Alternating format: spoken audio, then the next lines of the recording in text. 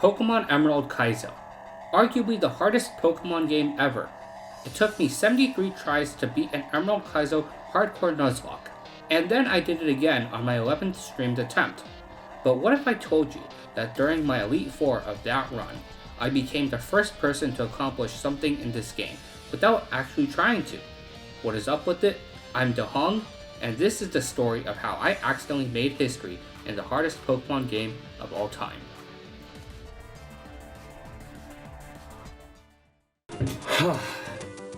Okay, it's time for the Elite Four. This run I had a lot of ups and downs. Honestly, I kind of feel like the odds are stacked against me considering I'm not using Slowbro, so I'm gonna have to be risking way more crits than normal. Okay, I'm gonna backtrack here for some extra context. In this game, Slowbro has the same ability as its Mega Evolution, which is Shell Armor. Shell Armor blocks the user from critical hits, making it one of the best abilities in the game for Nuzlocking. Additionally, Slowbro also has access to two very important tools, being the moves Recycle and Slack Off. All of these things combined make Slowbro a very powerful staller, especially in an Elite Four where you cannot just power through with attacks. This is exactly why DRXX put Slowbro as a top 2 Pokemon for the Elite Four in this game. Dexa, the Nuzlocker who pioneered Slowbro and was the third person to beat an Emerald Kaizo Hardcore Nuzlocke, declared, "Yo, Slowbro is the future of Emerald Kaizo Elite Four runs, I'm telling you all." With all this being said, you may now be wondering, why am I not bringing Slowbro? So here's the thing. My Slowbro this run had arguably the worst nature possible in Naive, which nerfs special defense and buffs speed. This is obviously not good for a slow defensive Pokemon. Additionally, my Slowbro special defense IV was an abysmal 8, and in this game you do not have access to EV training on your mons, so I could not compensate like I normally could. Due to my Slowbro's piss poor special defense, it would not be able to do some of the things that I would bring it for, like stalling out Glacia's Wailord and Drake's Kingdra. On the other hand, my Milotic was very strong on the defensive end, while my other 5 team members all served an irreplaceable role. Therefore, I ultimately opted to take the risk and not bring Slowbro, as it would have made the latter part of the Elite Four difficult. First up is Sydney, and this is his team in this game. Yeah, it's weird. He's a Dark type specialist, but only has 2 Dark type Pokemon. He is the easiest member though, as all of his Pokemon only have attacking moves, therefore making his next move easy to predict. For those of you who don't know, generally speaking, when the AI Pokemon is given a choice between different attacking moves, it will choose which one to use based on whichever move does the most damage to your Pokemon. For example, here's Sydney's Sableye's moveset. In a vacuum against a normal type, it will click the super effective Brick Break, while against a ghost type, it will use the super effective Stab Shadow Ball. We will use this AI knowledge to our advantage in order to decide what to do next. My plan for Sydney was pretty textbook, nothing too crazy for this battle. However, this was the most people I was streaming in front of ever at this point. Needless to say, I was very nervous, but I had to focus. My odds of winning were legitimately not very good due to not having Slowbro on my team, and any mistake I made would have lowered my chances significantly. Beginning the entire Elite Four run by getting hit by a critical hit was a great way to start off. Anyway, to deal with the Sableye, you can stall it out, and that's what I did. Using the AI knowledge I mentioned earlier, I first switched between Salamence, Milotic, and Kangaskhan, as Sableye will use HP Rock, Shadow Ball, and Brick Break respectively against those Pokemon. After getting a few Intimidate attack drops, I switched between Dusclops and Kangaskhan to bait out Shadow Ball and Brick Break. Let me show you Sableye's base stats in this game. Yeah, as you can see, it's been heavily buffed, which is why it's so threatening and hard to go full offense on, because it still has no weaknesses and is very bulky. After I finish PP stalling the Shadow Ball and the Brick Break, I eventually kill it with the Milotic. This is important because this is the only way to get Houndoom to switch in, as it sees a super effective move with Hidden Power Grass on Milotic, and it has a weak type to Milotic as well. The way that the Gen 3 AI decides what Pokemon to switch in after one of its party members faints is by checking if any of its Pokemon has a super effective move against the mon that you have in, and then it will pick the one that has the weakest defensive typing against your Pokemon. Why the AI prefers Pokemon that are weaker against your Pokemon than the ones that are stronger against yours? Who knows? I pivot to Salamence to catch the hidden power, and now Meds is faster and can Rock Slide. But there is a lose condition at this point. Rock Slide is not a guaranteed kill, and if it doesn't kill, then I would die to a crunch crit if there is no flinch. This gives me about a 0.11% chance to lose the run, with the math on screen to help calculate this value. Fortunately, I was able to hit that 15 out of 16 range, so the run was able to keep going. Machamp is next. My Salamence has a less than 50% chance to OHKO with Air Slash, so I gotta do some pivoting to secure some chip damage first. First, I would switch into Ludicolo to catch the Rock Slide from the Machamp. It didn't crit, which meant that Superpower was next. That's the Dusclops switch, and that means that Machamp will go for a Hidden Power Ghost, which allows me to switch to Kangaskhan, get off a Fake Out, switch back to Dusclops to bait the Hidden Power Ghost, as the HP Ghost does less damage than Superpower on Salamence, despite the resistance. Switch back to Salamence and secure the kill with an Air Slash. Now we are halfway done with the first Elite Four member, but the battle was far from over. After Jolteon comes in, it will die to Earthquake plus Shadow Sneak from Dusclops, as long as we dodge both a double critical hit and a double paralysis, which we successfully do. Jolteon is now down, Sydney's Tauros is next, and my strategy for this is to first pivot between Kangaskhan and Dusclops to stall it out of double edges, as well as get some damage with 3 Fake Outs. After it is out of double edge PP, I get Salamence in a few times to get Intimidate drops, before finally securing the kill with my Milotic. Last but not least is Alakazam, which I will deal with by using Mirror Coat on the Thunder Punch it will use on my Milotic. However, that doesn't kill unless my Milotic gets hit by a crit.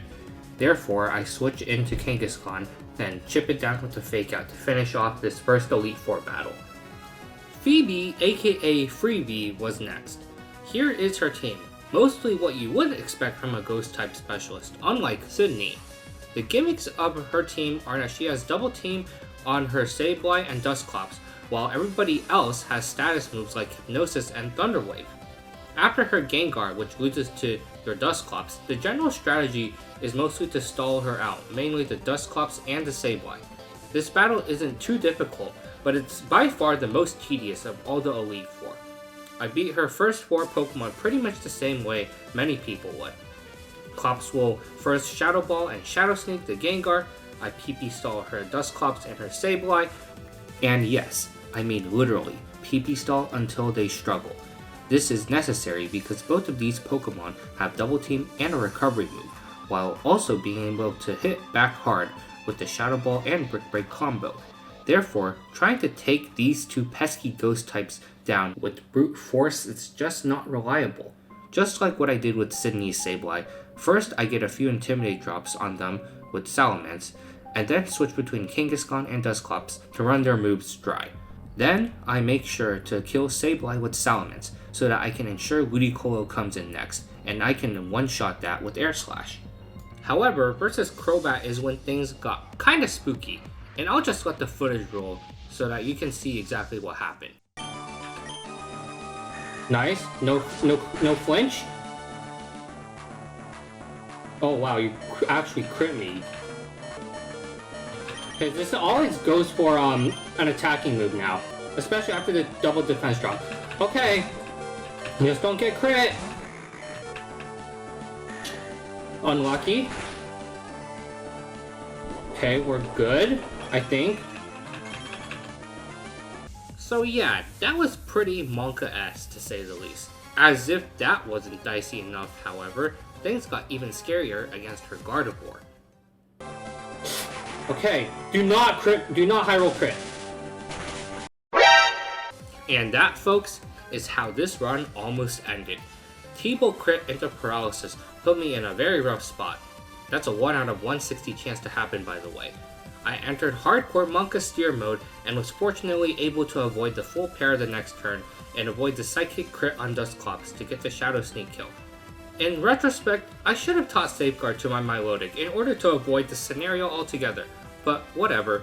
Never punished, I guess. I am taking a break in this video right now to ask you to subscribe to my channel. If you enjoy Nuzlocke content, I will be primarily uploading that, and it really helps me out a lot. Additionally, I also stream on Twitch, so be sure to follow me there to watch me attempt my Nuzlocke challenges live. Thank you very much. Now back to the video. Next up was Glacia, which, in my opinion, unless you have a Swift Swim Relicanth, is the highest point of failure in this Elite Four. Her team is as follows.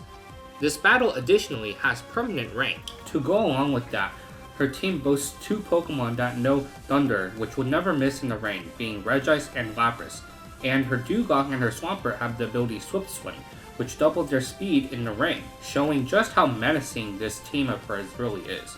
And her Glalie, Regice, and Wailord could all potentially explode on you.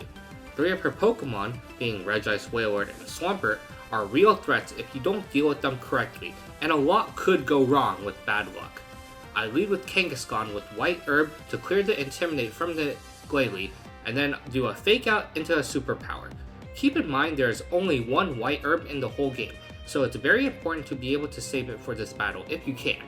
The battle after that gets pretty intense, and I'd rather let it speak for itself frankly, so let's watch it here. I'm just gonna have to hope that it goes for Ice Beam, or Counter. Okay, just good luck, Blaziken. Just Ice Beam me. Okay, wait, that's actually super bad, okay. That's really, really bad. Don't high roll crit. Okay, we're fine. So now Superpower KOs. And I don't die to recoil, so we can go for this. I live this with 30 HP left. This is Dugong. It always goes for some attack.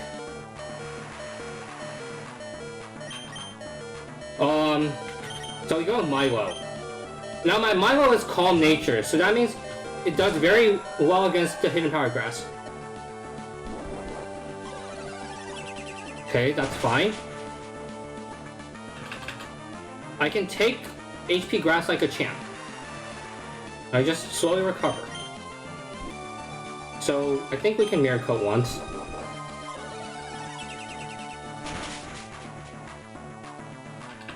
Okay, no crit, that's fine.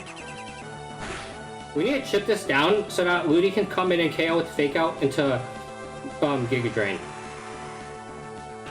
Okay, so now what I want to do, I want to switch in Clops to catch this HP Grass in order to bait a Surf for the Ludi to come in on. Plus I get Rain Dish HP back, so...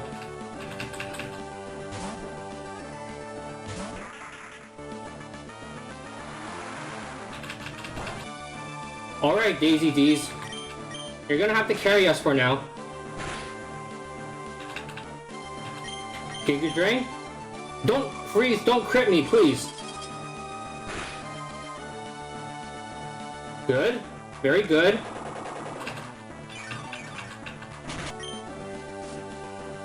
Okay, now this should be Lapras, yes. And Giga Drain. We always 3 KO with this. And we can't crit this thing because it has Shell Armor. Just don't freeze and don't crit.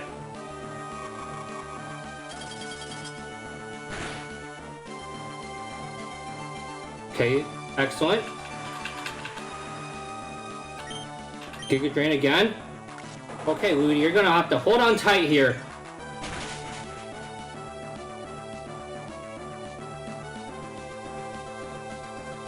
Okay, good roll, good roll. I don't think we're dead to Ice Beam crit. Come on, Ludi! Yes, okay! This is great, this is excellent. Okay, Lapras down.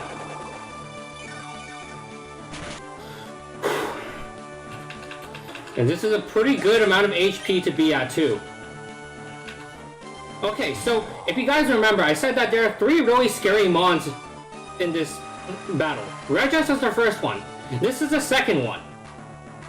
Now, what I'm gonna do here is I'm gonna pivot to Salamence. The reason I switched to Salamence is twofold. One, I'm never dead to Hyper Voice crit. 2, because of the Intimidate, it will not go for Hyper Voice on my Milo once I switch in.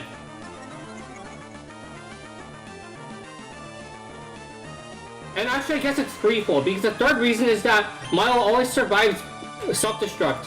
Shouldn't go for that. Like, preemptively. Allow me to elaborate more on what's exactly happening here. Basically, what I want to do is to get the Wailord to keep using Water Spout on my Milotic until it runs out of PP. After that, the only damaging moves it has left are Hyper Voice and Self-Destruct, which means that switching into Dusclops would be a free win from that point on. And, well, let's see how exactly that played out for me. That's one Water Spout.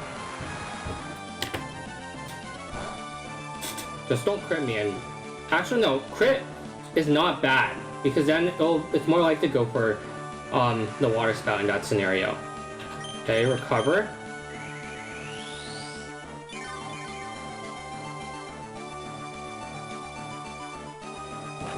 Okay, eat it up, Milo. Do not crit me. That boom's so early, oh my god.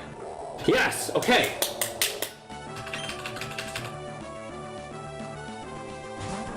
Alright, Swampert's the last one on this team that's like really spooky. And it's the last Mon too.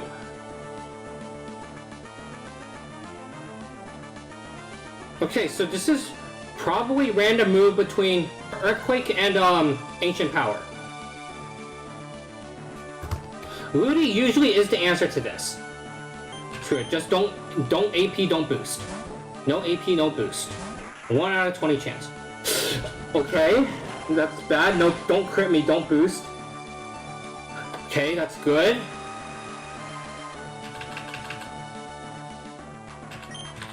Okay, we fake out here to get it into Giga Drain range. Okay, am I dead to AP crit? Okay, I am dead to 4 AP crits. Just yawn here. You know you want to yawn. Yawn! Yes! Oh, hell yeah, you missed the yawn! Get destroyed! Screw you! Easy frickin' clap!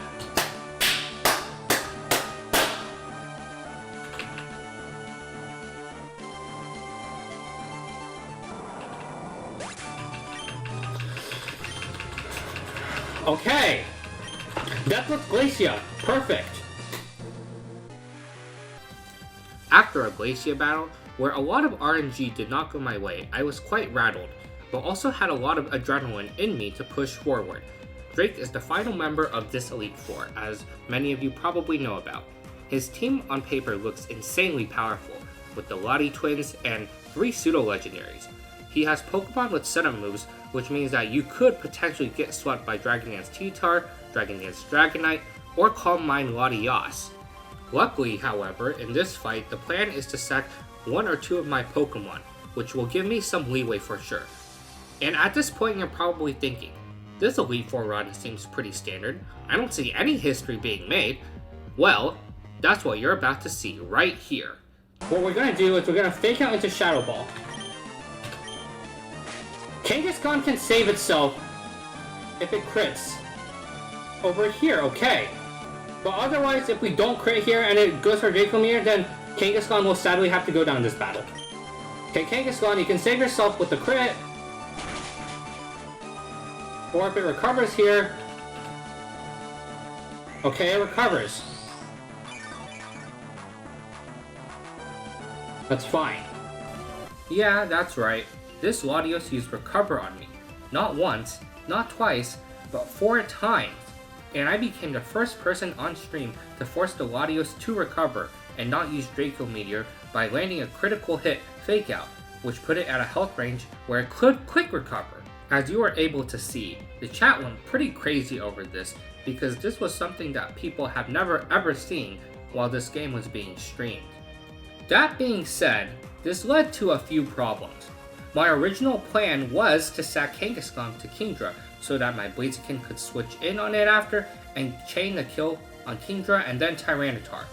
But that didn't seem to make sense with my Kangaskhan at full HP, therefore I had to improvise. The original plan for the Kingdra was to first PP stall the Draco Meteors, after which recoil damage would allow me to revenge kill with Blaziken after sacking Kangaskhan. But it landed a critical hit on my Milotic, which meant not only did it have less HP than planned, but also I had to kill Kingdra with Ice Beam to avoid risking another crit.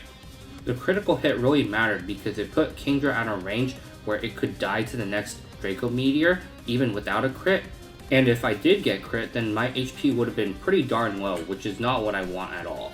If the critical hit didn't happen, I probably could have sacked Kangaskhan anyway, but yay for impromptu Nuzlocke battles, I guess? But, unfortunately, my Milotic is in against a Tyranitar now, which was not intended at all. If Blaziken was in, which is what I had wanted, then it would KO with a fighting type move and we'd be done.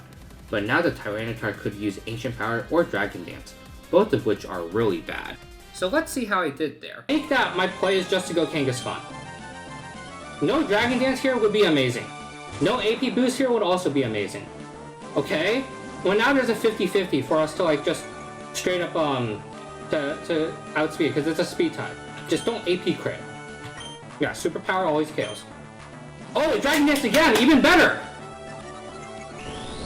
Okay. Cock Juicer gone. And it goes Dragonite.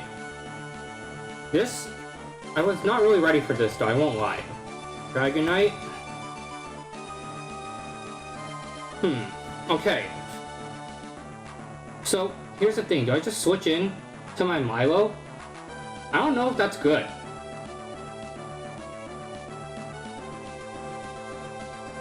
Because it probably Dragon Dances here, right?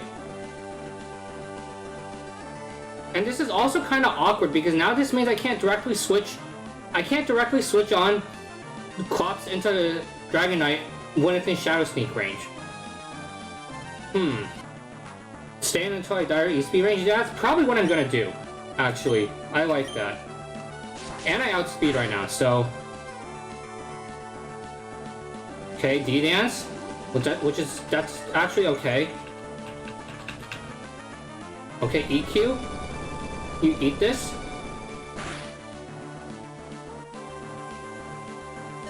Nice.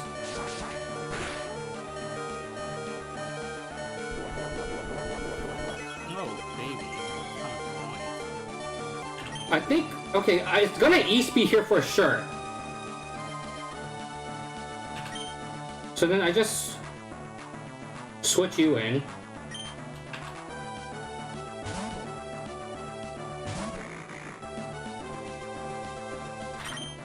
Okay, this should always be Earthquake, right? I was switching Immense. And here it goes for Dragon Dance again, I'm gonna be sad. Okay, let's just go Rudy next, I think. This should be Rock Slide. If it Dragon Dances again, I'm gonna be really, really sad. Okay, easy.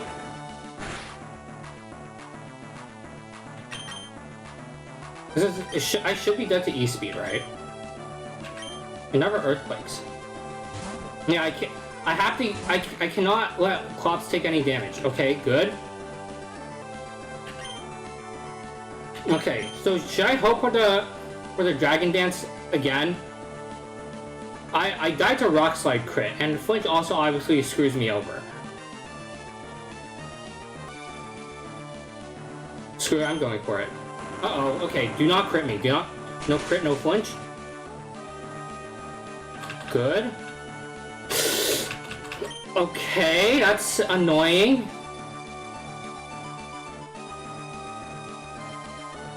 Just dance here, please. Oh man, okay.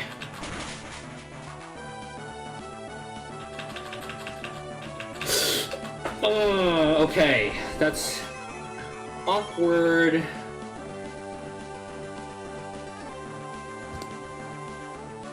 Okay, Rock Slide on -1 only does 16 to 19, provided it doesn't crit. Milo takes, from E-Speed crit, will take 65 to 77. So if he doesn't Rock Slide here, then I'm fine. Yeah, Milo is super dead to E-Speed crit. But I don't think it sees the E-Speed kill on my Ments right now. I want to say Milo is the answer. But I'm not 100% sure. It should not ever quit the answer at this HP. I'm not always dead to Rock Slide, however. There are a few rules of Rock Slide that I do survive. But it's pretty unlikely. I think I just go Milo, right? Screw it, I'm going Milo.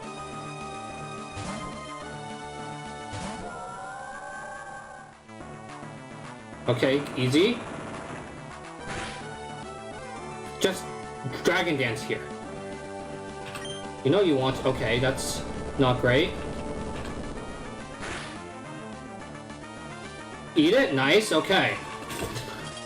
I think we're fine. I think it is safe to say that this was the biggest test I've ever faced in terms of my ability to adapt when my plan went off the rails. After some risk-taking and other shenanigans, I ended up sacking my Kanga and Ments to Drake, which, funnily enough, was actually planned to happen from the start. After my Salamence fell to Drake's Latios, the meta play is to use Dusclops for her. Ironically, my plan going wrong actually helped me a lot here. If the Latios were at full HP, my Clops actually had a pretty low chance to kill its Shadow Ball and Shadow Sneak because its attack IV was 0. But because I was able to get some chip damage off with Salamence first, I didn't have to worry about that anymore. And with that, the Elite Four was down, and there was just the champion Steven left to go. So now I head into Steven with 4 Pokemon left: Blaziken, Ludicolo, Milotic, and Dusclops. Here is his team, and as you can see, he has more Psychic types than Steel and Rock types. This includes a Legendary and 2 Mythical Pokemon. Kaizo game stuff, I suppose. And you might be wondering, how the heck do you beat this team with just 4 Pokemon? Well, that's what I'm about to show you right here. Leading Blaziken allows you to chain Metagross and Jirachi with back-to-back overheats. There is one caveat to this, however. Unless your chicken is plus special attack, overheat is arranged to kill Jirachi, assuming you're not in Blaze range already. On top of that, you need at least 29 speed IVs in order to outspeed it, assuming you don't have a plus speed nature. Thankfully, my Blaziken did, because it had Naive. Anyway, my Blaziken did get the kills, and then I sacked it to the Mewtwo, which came in next. It's this part that shows why Dusclops is such a crucial member on the Emerald Kaizo Elite Four team, more important than Slowbro, as it takes care of Deoxys' attack, as well as Mewtwo and sometimes Starmie in certain scenarios. After some messiness, this Dusclops kills Mewtwo, Deoxys, and Starmie, and my Milotic dodges a mid to high roll crit on the Aerodactyl to get me my second Emerald Kaizo Hardcore Nuzlocke victory and my first Hardcore Nuzlocke victory on my stream. Let's get the prages out!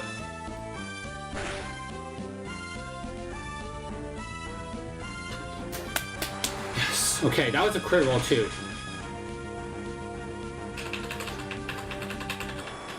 Right, we did it! I, the champion, fall in defeat. I had this feeling ever since we crossed time, you've become champion. Kudos to you, Dahong. You are truly a noble Pokemon trainer. As a result of this winning attempt, I made history in Emerald Kaizo by 1, making Drake's Latios use Recover, and 2, becoming the first person to stream a full winning attempt of an Emerald Kaizo Hardcore Nuzlocke that did not use Slowbro on the Elite Four team.